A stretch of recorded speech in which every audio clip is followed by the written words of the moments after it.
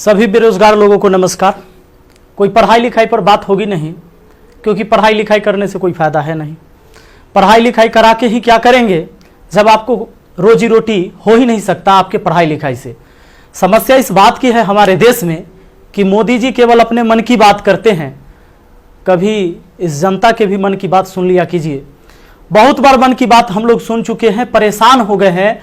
भैया बेरोजगारी इतनी बड़ी हो गई है, इतनी बड़ी हो गई, इतनी ज्यादा बेरोजगारी हो गई है कि जरा सोच के देखिए कि एक पढ़ा लिखा व्यक्ति जो ग्रुप डी के लिए, जो कि बीएससी कर चुका है, बीए कर चुका है, एमए कर चुका है, पीएचडी कर चुका है, ग्रुप डी के लिए फॉर्म भरता है और 2.5 करोड़ विद्यार्थी फॉर्म भरता है। भैया सोचने वाली बात है। मोदी जी 2.5 करोड़ जनसंख्या युवाओं का कम नहीं होता है। 2.5 करोड़ है तो उसके माँ बाप भी जोड़ लीजिए, भाई बहन जोड़ लीजिए, और वो युवा है तो उस पर उसके परिवार का निगाह टिका हुआ है, उससे एक आस जुड़ा हुआ है उस परिवार का। प्लीज आपसे हाथ जोड़कर विनती है हमारी। अब कहिएगा कि अब पगला काहे गया है, लोग कहेंगे कुछ नेता लोग, देखो हमारा कोई पार्टी या पॉलिटिक्स से कोई मतलब नहीं है। जैसा बीजेपी वैसा ही कांग्रेस, वैसा ही आरजेडी, वैसा ही जदयू, सबका हाल वही है। अगर कांग्रेस का हाल बेकार नहीं होता तो बीजेपी नहीं आता, और आरजेडी का बुरा हाल नहीं होता तो जदयू नहीं आता। सबका यही समस्या है। मुझे किसी पार्टी से मतलब नहीं है, लेकिन मुझे अपने आदरणीय प्रधानमंत्री नरेंद्र मोदी जी से मतलब है। ये छात्र ने आपको बनाया है, ये छात्र ने आपको जिताया है, और केवल आपको अपने मन की बात करने के लिए प्रधानमंत्री नहीं बनाया था। कहेंगे कि तुम्हारा क्या जाता है भैया, तो आपको पता है जब आप देश के खातिर अगर कोई भी चीज युवाओं से आप कहते हैं कि भाई योगदान करो, अभी कोरोना वायरस के समय सब लोगों ने आपका योगदान किया, मैंने भी किया, 1 लाख रुपए डोनेट किया था। मेरा अधिकार बनता है कि मैं आपसे सवाल पूछूं। मीडिया वाले आपसे नहीं पूछेंगे, क्योंकि मीडिया वाले आपके हिसाब से चलते हैं। मीडिया वाले वही चीज दिखाते हैं जो लोगों को देखने में मजा आता है, लेकिन बेरोजगारी पर कोई बात नहीं करेगा। व्यू नहीं होंगे इसलिए बेरोजगारी पर बात नहीं होगा। उसको चर्चा केवल चाहिए कि रिया चक्रवर्ती किसके साथ आज घूम रही है, कल कहां सोई थी, परसों कहां सोएगी। रिया चक्रवर्ती के बारे में ही केवल चर्चा होगा। लोगों को मजा आता है, उस पर व्यू होता है तो वीडियो उसी पर बनता है, उसी पर लोग चर्चा करते हैं, क्योंकि चैनल का टीआरपी बढ़ते रहे।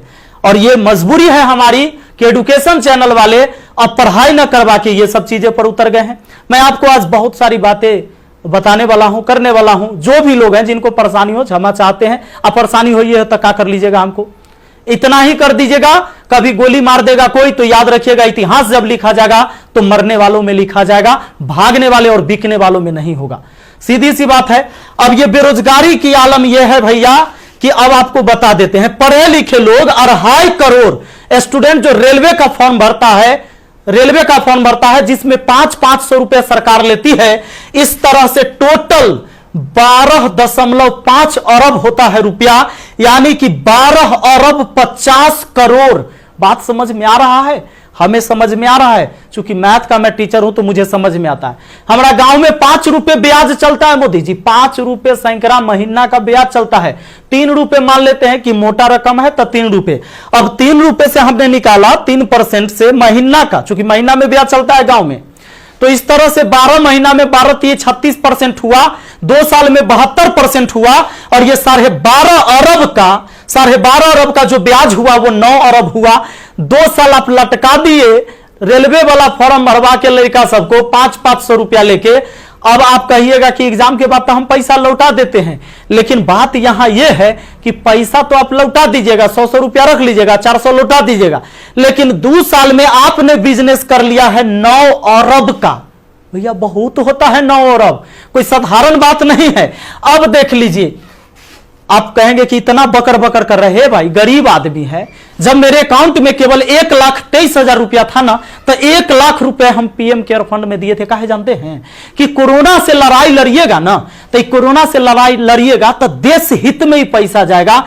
इस पैसा से जब वैक्सीन बन के आएगा, या हमारे साइंटिस्ट लोग जब इस पर रिसर्च करेंगे वैक्सीन पर, तो खर्च लगेगा। तो आदमी किसके पास जो औकात था, 1 रुपया, 11 रुपया, 100 रुपया, 50 रुपया, 1 करोड़, 500 करोड़, 1000 करोड़ लोगों ने योगदान दिया, जिनसे जो हो सका।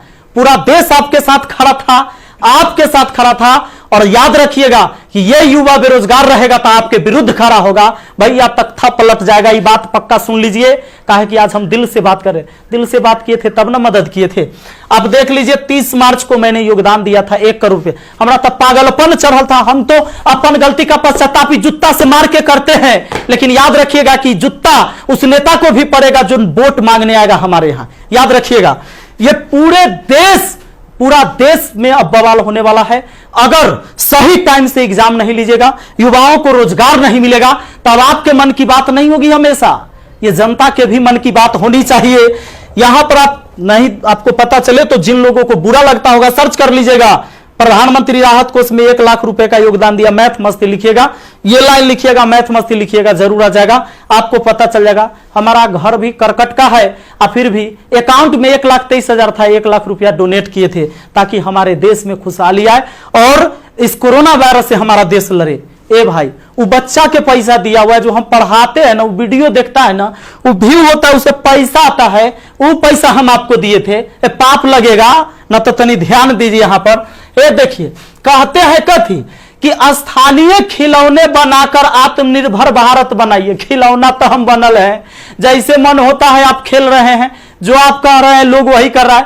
अब हम कौन खिलौना बने? खिलौना तो जनता बन चुका है आप लोगों का। ये हमारे मोदी जी थे, ये हमारे नीतीश बाबू हैं। इनका चाल सुनिएगा, इनका चाल क्या है। अभी जब चुनाव आने वाला है तो बिहार पुलिस के बहाली निकाल देंगे, बिहार पुलिस के बहाली निकाल देंगे तो भारी संख्या में एग्जाम को करवा लेंगे, रिजल्ट नहीं देंगे। अब एग्जाम दे के लड़का फसल है कि अगर नीतीश जी नहीं आते हैं तो फिर आगे रिजल्ट नहीं आएगा, कोई ना कोई बवाल। चूंकि बिहार में कोई एग्जाम जो है ये ना है कि साफ सुथरा से हो। आप देख रहे हैं बिहार एसएससी का एग्जाम कितना साल में हुआ है, आदमी बूढ़ा गया, जवानी में दिया था एग्जाम और रिजल्ट आते थे बूढ़ा जाएगा। अब चूंकि बिहार में एग्जाम ऐसी होता है तो ये क्या होगा कि रिजल्ट होगा चुनाव के बाद, मजबूरन फिर नीतीश कुमार जी को चुनेंगे, शिक्षक के बहाली आ जाएगा, बिहार पुलिस के बहाली आ जाएगा, सारे बहाली, दरोगा सब के बहाली आएगा। ये कब होगा? चुनाव के टाइम में भैया। तो नीतीश जी का जो ये था, इसमें इन्होंने कहा कि नल जल का रख रखाव करने के लिए वार्डों को 2-2 हजार रुपया मिलेगा। हे प्रभु, ये 2-2 हजार कहला दे रहे हैं, नल जल के दशा दिखा दें। 33,000 करोड़, 33,000 करोड़ रुपया आपने बिहार में नल जल पर खर्चा कर दिया। आज आपको असलियत हम दिखाते हैं, इस वीडियो में देखिएगा आप लोग जरूर। इस वीडियो को इतना शेयर करिएगा कि मुख्यमंत्री से लेकर प्रधानमंत्री तक पहुंचना चाहिए, बिल्कुल पहुंचना चाहिए कि हमारे जहां से हम हैं वहां की स्थिति आपको दिखा देते हैं कि नल जल का स्थिति क्या है। बेरोजगारी तो भैया आपने ऐसी पहुंचा दिया है यहां पर कि लोग अब कुछ करने लायक नहीं है। आप अगर आत्मनिर्भर बनाना था, खिलौना बनाना ही था, ये कहेला पढ़वा रहे हैं, शुरू से खिलौने बनवाते। कहेला 500-500 रुपया लेके फॉर्म भरवा लिए और 2 साल में 9 अरब आप ब्याज कमा लिए। प्रभु क्षमा कीजिए, प्रभु इस पर कोई उपाय कीजिए, वरना आपकी तख्ता पलट जाएगी। और सारे विद्यार्थी, जितने भी छात्र हैं, मैं आप सबसे अपील करता हूं, इस वीडियो को शेयर करिए, जितना ज्यादा शेयर हो। और सारे एजुकेशन चैनल वाले जितने भी हैं, चूंकि आपके मीडिया नहीं दिखाएगा, विद्यार्थी का दर्द कोई नहीं समझ पा रहा है, वो वही चीज दिखाएगा जो सरकार चाहती है। हमारे सारे भाई बंधु जितने भी वाईफाई स्टडी एग्जामपुर है, अभिनव शर्मा है, राकेश यादव सर है, जितने भी लोग हैं जो भी वीडियो बना रहे हैं बहुत अच्छा कर रहे हैं, सभी को हाथ जोड़कर तहे दिल से मैं धन्यवाद देना चाहूंगा। क्योंकि ये इस विद्यार्थी जो बेरोजगार है ना, उसी के वजह से हमारा रोजगार है, यही बात सच्चाई है। और इसीलिए हम इनके लिए लड़ेंगे, चाहे जो हो जाए। धरना प्रदर्शन होगा, पूरे देश में धरना प्रदर्शन होगा। और जहां ये 2.5 करोड़ विद्यार्थी सड़क पर उतर गया तो सुन लीजिए, ये बिहार से लेकर दिल्ली तक हिलेगा, ये बात निश्चित है। एक साथ हम हैं, सबके साथ हैं। सारे छात्र आंदोलन करने के लिए तैयार रहिए। एसएससी टाइम से एग्जाम नहीं लेती है। एक तो आप वैकेंसी ही कम निकालते हैं, अब वैकेंसी कम निकालते हैं तो जो निकालते हैं ओकर तक कम से कम एग्जाम ले लीजिए, सही से रिजल्ट ले लीजिए, सही से रिजल्ट दीजिए और एग्जाम सही से ले लीजिए, टाइम से ले लीजिए। एक शेड्यूल बना दीजिए, जैसे मैट्रिक का एग्जाम होता है, 12th का एग्जाम होता है कि इस महीने में होगा, इस महीने में रिजल्ट होगा। उसी तरह एसएससी का भी एग्जाम होना चाहिए, रेलवे का भी एग्जाम होना चाहिए। आपको जितने सीट पर लेना है, लेकिन इसका एक टाइम फिक्स होना चाहिए। कितने इस महीने में एग्जाम होगा, इस महीने में रिजल्ट आएगा, इस महीने तक ज्वाइनिंग होगा, ताकि अंधेरे में लोग ना जिए। हे प्रभु, ये पाप लगेगा अगर इस युवाओं के साथ गरीब के बच्चा ना जनरल कंपटीशन की तैयारी करता है, आर्मी की तैयारी करता है, गरीब के बच्चा जाता है। कम से कम एकरा साथ इतना अन्याय ना कीजिए। ये पाप का घड़ा भर चुका है। मैंने अपने सर पर जूता मारा है।